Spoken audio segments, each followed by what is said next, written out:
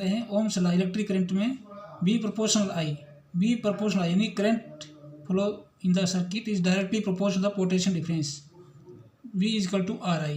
ये प्रोपोर्शनल का मतलब होता है कि V बढ़ेगा तो I भी बढ़ेगा, लेकिन इक्वल नहीं बढ़ेगा। इक्वल करने के लिए R से मल्टीप्लाई कर दिया, R एक ऐसा नंबर है जो इसको इक्वल कर देगी, V is equal to RI। R is constant, R की value V upon I। V upon I remain the constant and value of V upon I equal to resistance of conductor.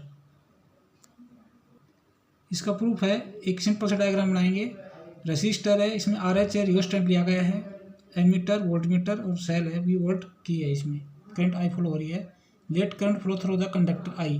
पहले इसमें conductor से I current flow हो रही है and potential difference V।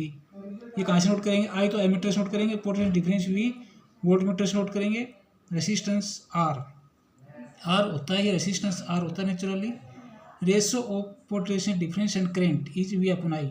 पहले हम जो पहले से करंट जो फ्लो हो रही है उसका V अपॉन I फाइंड कर लेते हैं।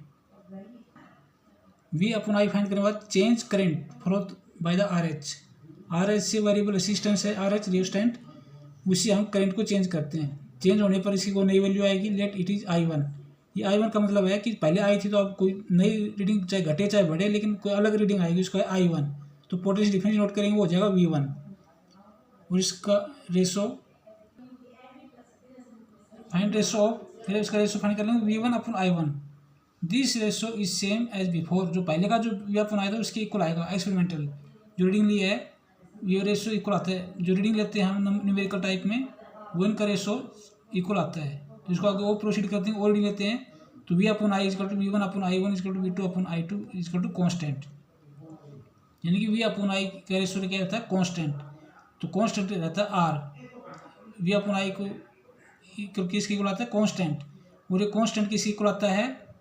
जो वायर का जो रेसिस्टेंस, कंडक्टर का जो रेसिस्टेंस है उसके इक्वल आता है। तो यहाँ से V इजकल टू RI बन जाएगा और V प्रोपोर्शनल I। यहाँ से ये प्रूव होगा V प्रोपोर्शनल I, यानी कि V बढ़ेगा तो I बढ़ेगा, या करंट बढ़ेगी तो V भी बढ़ेगा। इस तरह से याद कर सकते हैं इसको। लेकिन इसका इस पूरी कहानी का एक कीवर्ड है कि V चेंज होगा तो I भी चेंज होगा, लेकिन क्या चेंज नहीं होगा? V upon I।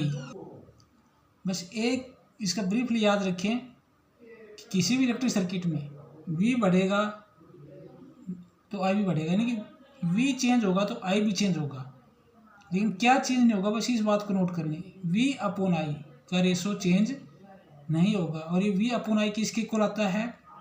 ये जो रेसिस्टर होता है, जो कंडक्टर होता है, उसका रेसिस्टेंस के इक्वल रहता है ratio. V upon I remain the constant, यानी कि किसके कॉन्स्टेंट रहता है? R के इक्वल आता है। V is equal to RI, V proportional I, यानी कि V upon I ratio remain the constant for a given special conductor.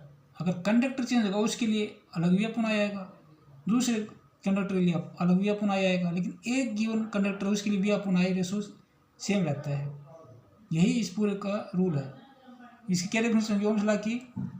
इन ये electric circuit when voltage change, current change, but ratio of the potential difference and current remain the same and is always equal to the resistance of the conductor। इसके equal रहता है। बस इस पूरी कहानी का एक ही कीवर्ड है कि V upon I equal to constant, और V अपॉन I कॉन्स्टेंट तो V upon I equal to R, V equal to R, V proportional I।